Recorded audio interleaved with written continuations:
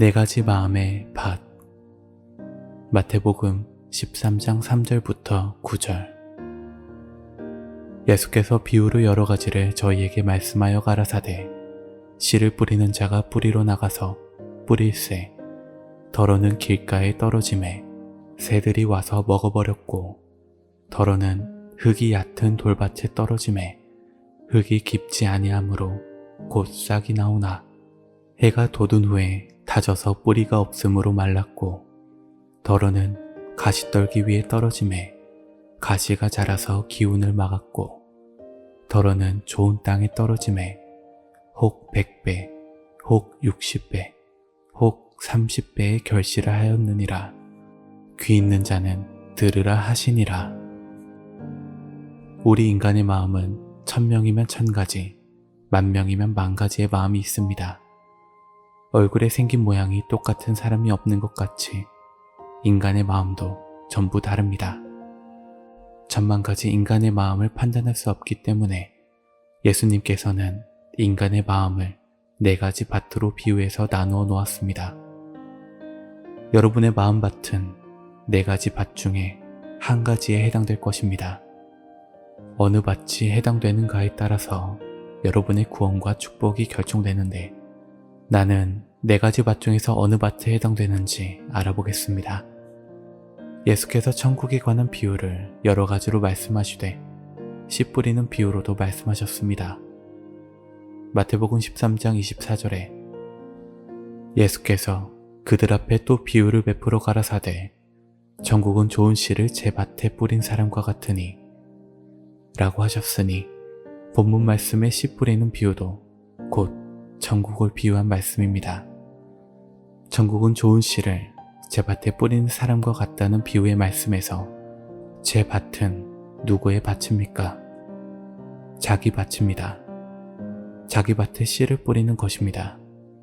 사실 씨는 남의 밭에 좋은 씨를 뿌려봐야 추수 때에 추수할 수 없습니다. 천국은 제 밭에 씨를 뿌리는 것과 같다. 이 말씀에서 밭에 무슨 씨를 뿌리는 것이 중요한 것이 아니라, 중요한 것은 여러분들이 천국에 가느냐 못 가느냐가 중요한 것입니다. 여러분들이 씨 뿌리는 비유를 잘 깨달음으로써 천국길이 환하게 보여 바른 신앙 갖기를 원합니다. 씨를 뿌리면 뿌려진 씨가 싹이 나고 잎이 나고 꽃이 피고 열매를 맺어서 나중에 추수를 하게 됩니다. 마태복음 13장 39절에 가라지를 심은 원수는 마귀요, 추수 때는 세상 끝이요, 추수꾼은 전사들이니. 성경에서 비유된 추수 때는 세상 끝이라고 기록되어 있습니다. 좋은 씨를 뿌려 추수하는 것은 세상 끝에 관한 말씀이요, 세상 끝에 어떠한 열매로서 추수되느냐에 따라서 우리의 구원이 결정되는 것입니다. 이 말씀은 세상 끝에 관한 말씀이므로 실상의 씨앗을 두고 하는 말씀이 아니고 사람을 가리켜 말씀하신 것입니다. 그럼 씨에 관한 말씀을 보겠습니다. 마태복음 13장 37절부터 39절.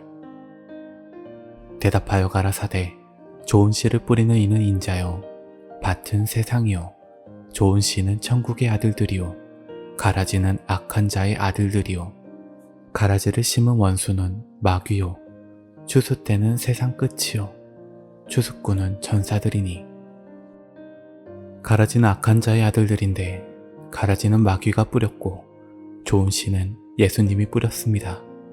예수님이 뿌린 좋은 씨는 천국의 아들들이므로 마지막 날에 하나님께서 천국의 아들들을 추수하기 위해서 씨 뿌리는 비유를 허락하여 주셨습니다. 지금까지 바른 해석을 듣지 못했으나 이 말씀을 잘 듣고 깨달아서 천국의 아들들로 추수되기를 원합니다. 마가복음 4장 26절부터 27절. 또 가라사대, 하나님의 나라는 사람이 씨를 땅에 뿌림과 같으니, 저가 밤낮 자고 깨고 하는 중에 씨가 나서 자라되 그 어떻게 된 것을 알지 못하느니라. 사람이 땅에 씨를 뿌리고 밤낮 자고 쳐다봐도 씨가 자라되 표가 나지 않게 자랍니다. 크는 모습을 보고 싶어 밤새도록 쳐다보고 있어도 곡식이 자라는 것이 보이지 않습니다. 그러나 얼마 후에 자랐는가 재어보면 확실히 다릅니다. 2cm 정도 차이가 날 때도 있습니다. 이는 사람의 인격의 장성함과 신앙의 자람도 이와 같습니다. 마가복음 4장 28절부터 29절. 땅이 스스로 열매를 맺되 처음에는 싹이요 다음에는 이삭이요 그 다음에는 이삭의 충실한 곡식이라. 열매가 익으면 곧 낫을 대나니 이는 추수 때가 이르렀음이니라. 그러므로 씨가 맺어지는 것도 좋은 씨를 뿌리는 것도 기한이 있는 것입니다. 처음에는 싹이 나고 다음에는 이삭이 나게 되고 그 다음에는 이삭의 충실한 곡식이 되는 과정을 겪게 되는 것이지, 순식간에 좋은 열매가 뚝 떨어지는 것이 아니라는 것을 깨닫기를 원합니다. 추수하는 것도 때에 따라 종류가 다릅니다. 초여름에는 보리 추수를 하고 가을에는 벼 추수를 합니다. 아무리 벼 농사를 잘 지었어도 여름엔 추수가 되지 않고 가을이 되어야 추수됩니다. 보리 농사를 아무리 잘했어도 여름에 추수해야지 가을에 추수하려고 하면 이미 그 보리는 땅으로 다 흩어져서 추수를 할 수 없게 됩니다. 이는 추수 기한을 놓친 것입니다. 그러므로 하나님의 은혜를 받아서 말씀을 잘 지켜 늦가을 제때에 값어치 있는 곡식으로 추수되길 바랍니다. 마태복음 13장 1절부터 2절.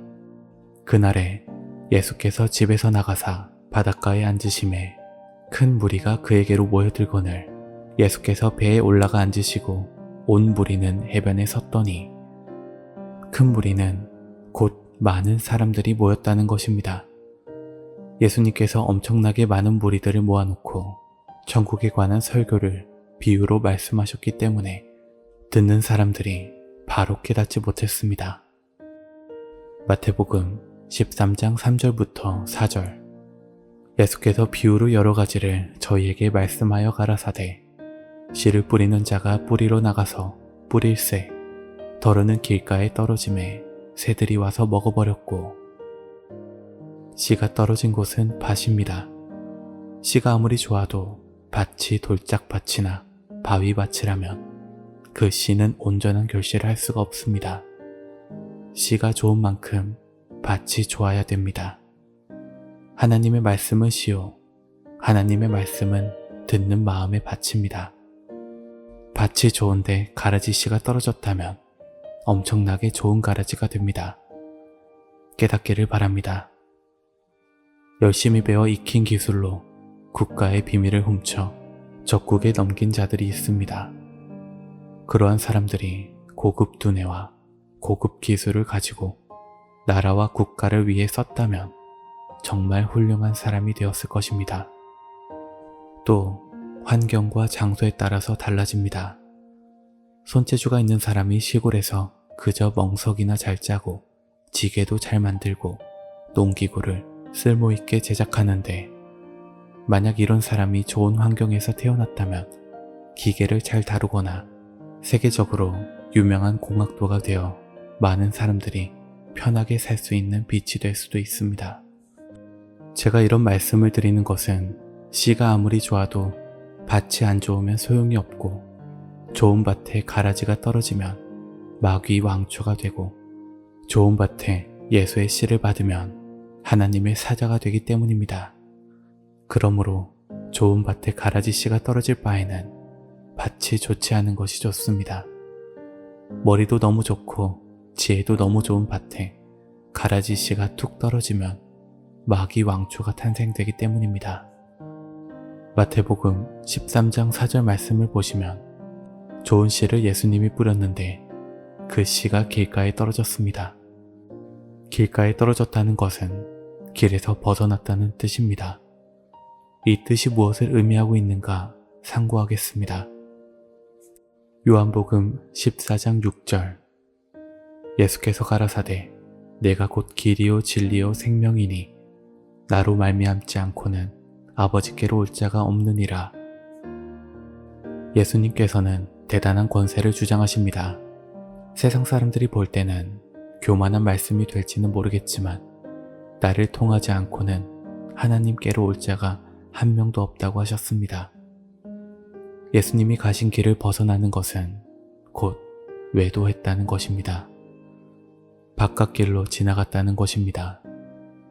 그러므로 예수 믿는 사람이 진리의 길을 가야 되는데 진리의 길을 가지 않고 마음이 교회에 머물러 있어야 하는데 몸만 교회에 와서 신앙생활을 하는 사람들이 길가에 떨어진 씨입니다. 이들은 아무리 좋은 말씀을 들어도 길가에 떨어진 씨밖에 될 수 없습니다. 결국 길가에 떨어진 씨는 공중에 새가 와서 주워먹게 되어 있습니다. 여기 와서 말씀을 들을 때에는 아멘 했는데 말씀을 마친 후에 보니 말씀이 날아가 버렸다는 것입니다. 비행기가 자기 항로를 가지 않고 길을 벗어나서 남의 나라로 들어가게 되면 불행한 사태를 초래할 수 있습니다. 배가 길을 벗어나서 다른 길로 가게 되면 큰 바위에 부딪혀 좌초되거나 혹은 영의 침범으로 붙들려서 위험한 상태에 놓일 수가 있습니다. 길을 벗어났다는 것은 외도의 신앙을 했거나 우상숭배의 길을 갔다든지 그 마음이 완악한 마음으로 고질적인 신앙생활을 하여 길 아닌 길을 진리로 착각하고 간 것입니다. 참 길은 성경에 기록된 대로 가는 진리의 길입니다. 그 길을 벗어났을 때에는 외도의 길입니다.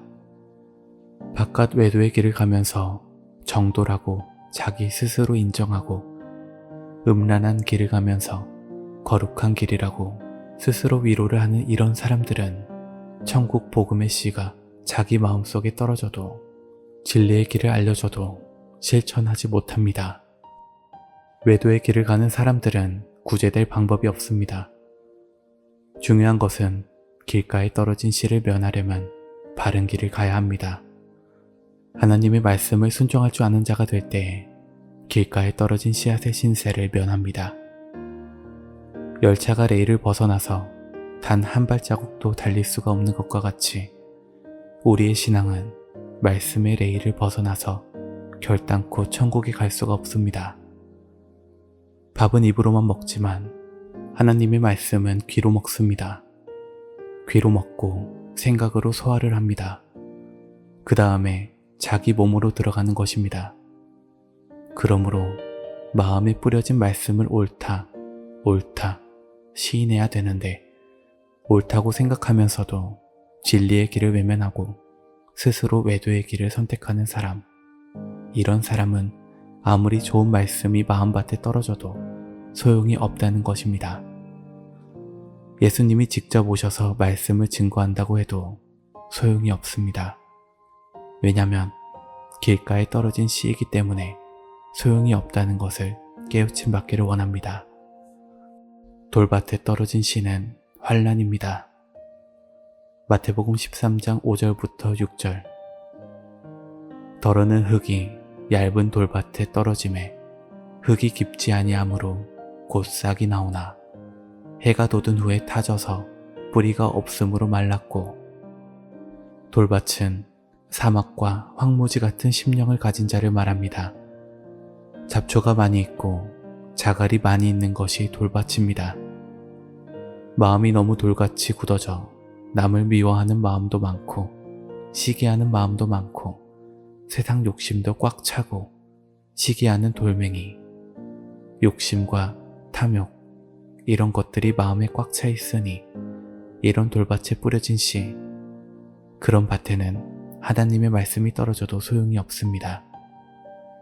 그 돌밭에는 흙이 아주 얇기 때문에 씨앗이 떨어져 겨우 싹이 나오지만 싹이 올라오다가 돌에 걸려 정상으로 올라오지 않고 옆으로 자라 줄기도 싱싱하지 않으며 태양이 뜨겁게 비치면 타서 말라 죽습니다.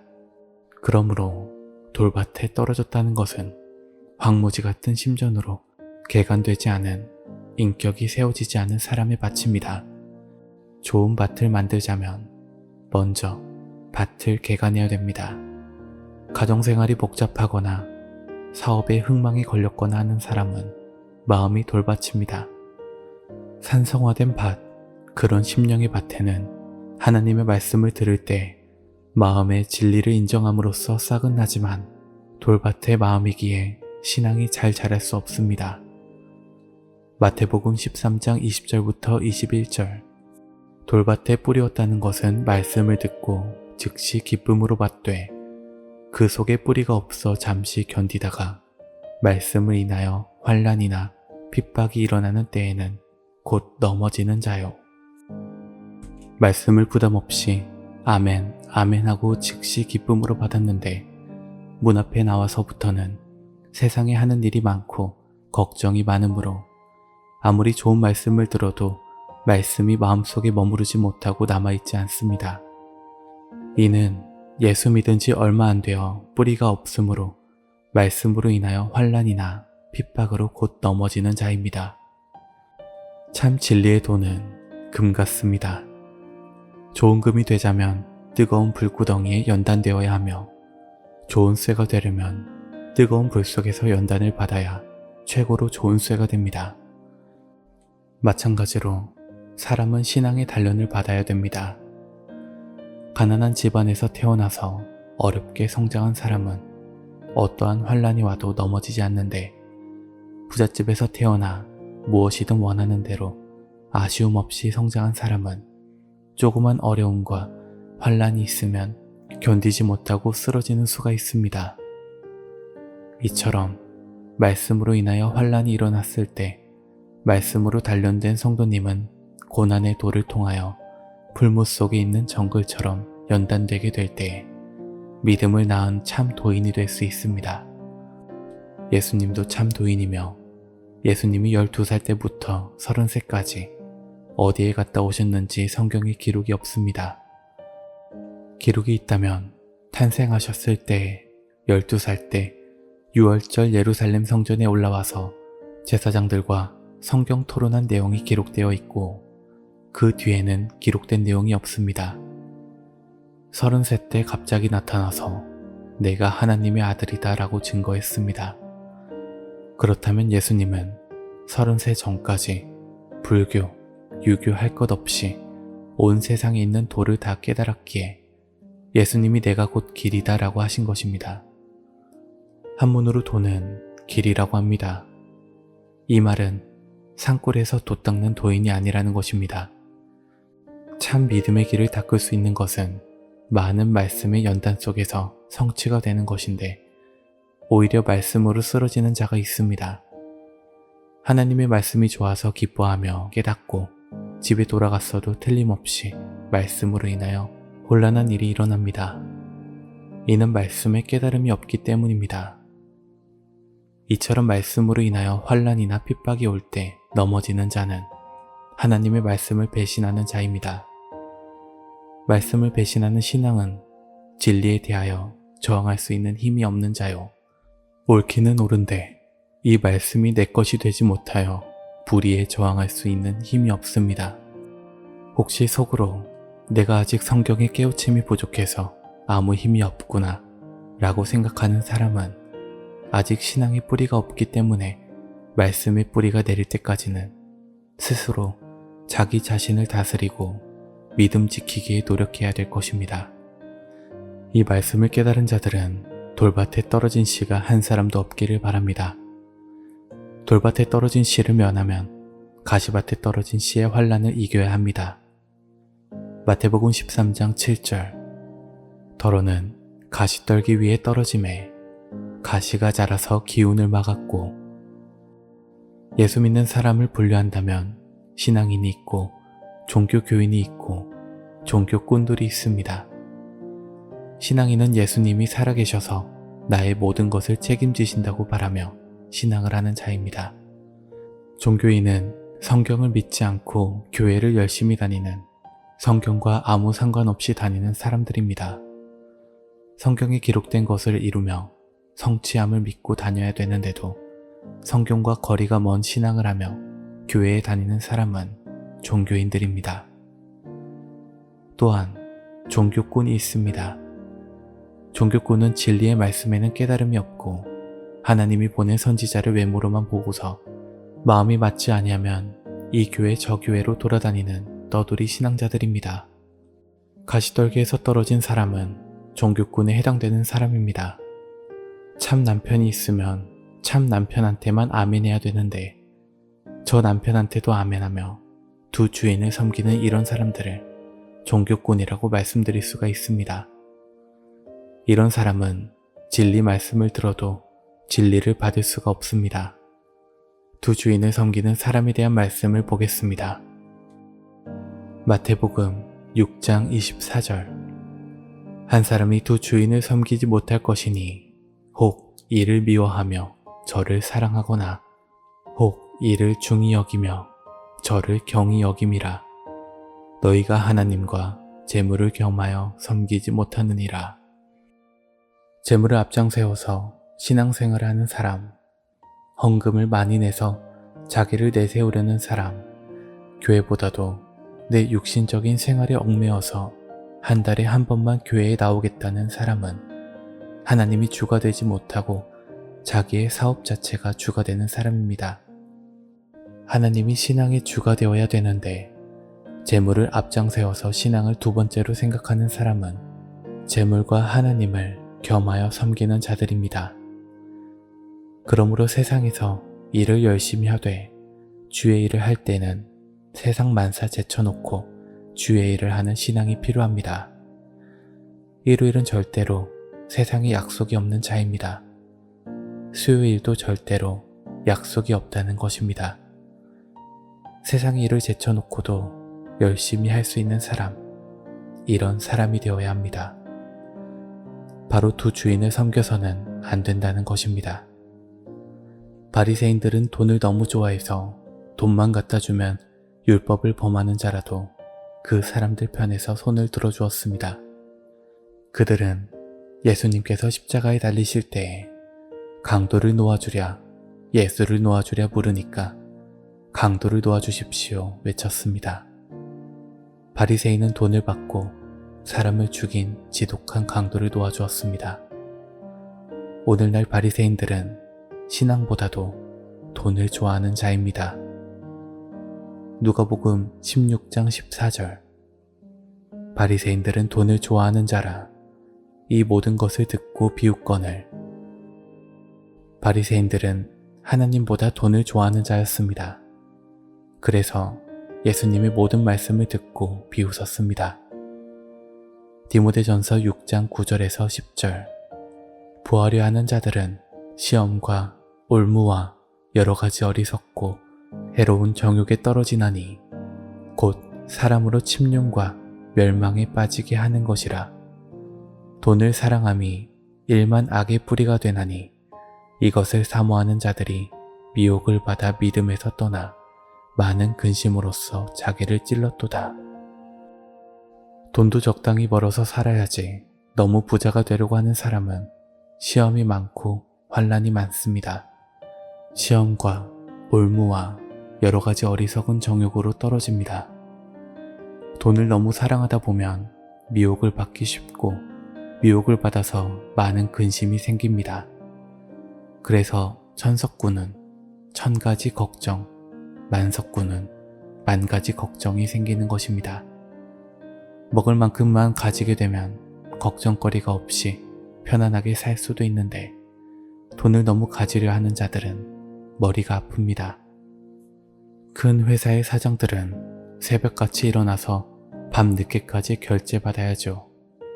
휴일날 쉴 수도 없습니다.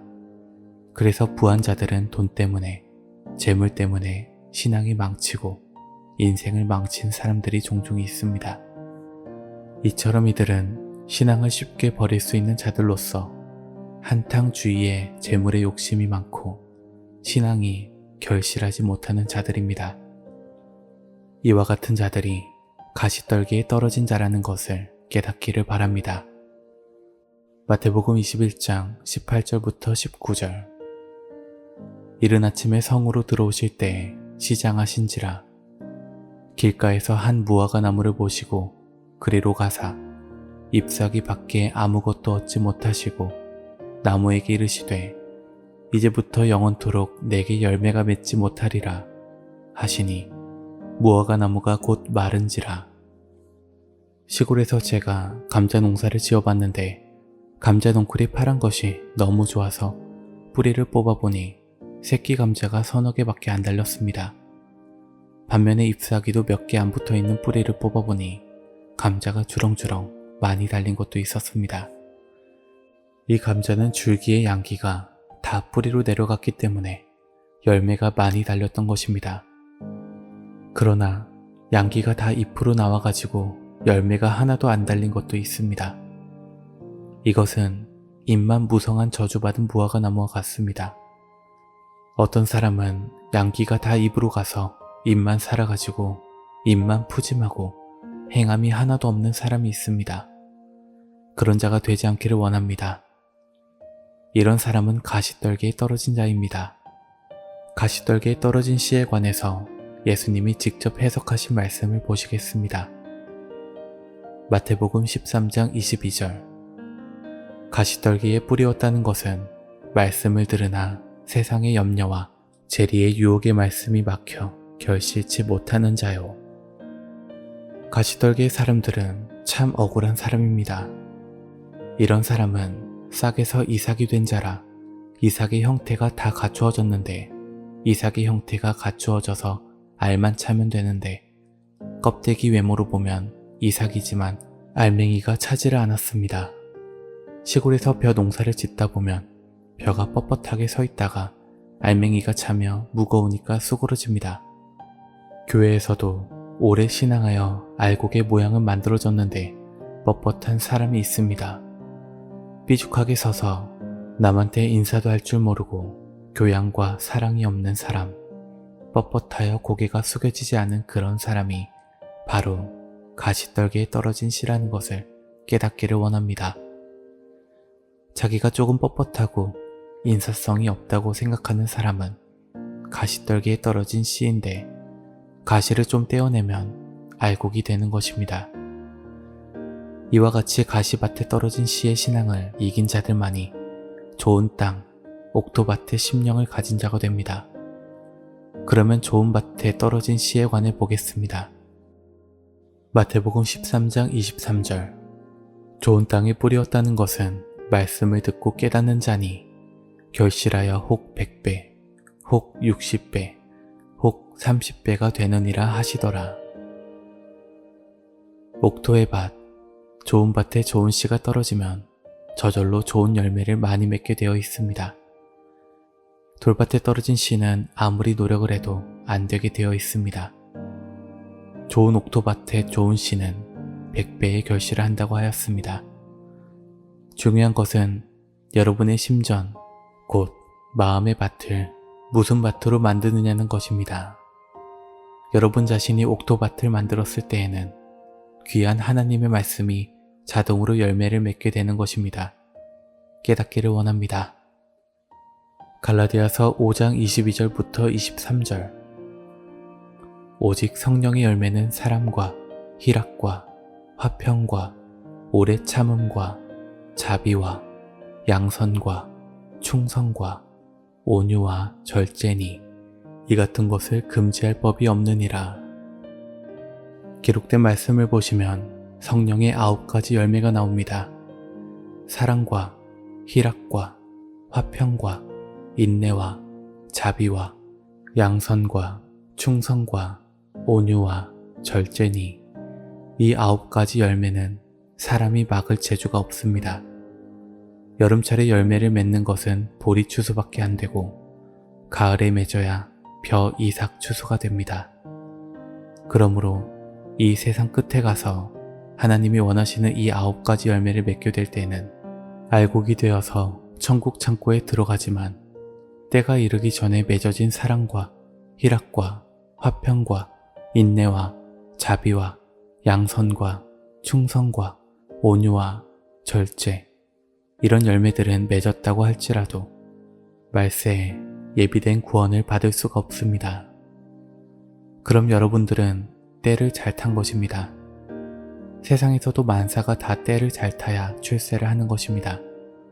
이순신 장군 같은 위대한 장군도 나라가 어지러울 때 태어나서 나라를 구하는 일을 했기 때문에 오늘날까지 그 이름이 남은 것이지, 편안한 시대에 났다면 이름 없이 묻힌 자가 되는 것입니다. 이런 환란의 시대에 나오면 영웅이 됩니다. 마지막에 가장 귀한 열매도 세상이 어지럽고 교회가 어지러울 때에 사람들 가운데 처음 익은 첫 열매된 자들이 나타날 것입니다. 계시록 14장 4절부터 5절. 이 사람들은 여자로 더불어 더럽히지 아니하고 정절이 있는 자라. 어린 양이 어디로 인도하든지 따라가는 자며 사람 가운데서 구속을 받아 처음 익은 열매로 하나님과 어린 양에게 속한 자들이니 그 입에 거짓말이 없고 흠이 없는 자들이더라. 사람 가운데서 구속을 받은 자이니까 곧 사람인 줄 믿습니다. 구원을 받아 처음 익은 열매로 하나님과 어린 양에게 속한 자들이니 그 입에는 거짓말이 없고 흠이 없는 자들로 바로 14만 4천은 거짓말이 없고 흠이 없는 자들입니다. 여러분의 마음밭을 개간해서 옥토밭을 만들었을 때 여러분은 하나님께서 요구하시는 사람 가운데 첫 열매로 추수될 수가 있습니다. 깨닫기를 원합니다. 누구든지 100%의 옥토밭이 되어 있는 사람은 아무도 없습니다. 여러분이 마음속에서 가려내야 될 나쁜 돌들이 너무나 많이 있습니다. 여러분 자신들이 밭을 스스로 개간해서 옥토밭을 만들기에 노력하여 하나님께서 요구하는 아름답고 귀한 열매로 사람 가운데 첫 열매로 추수되시기를 예수님의 이름으로 축원합니다.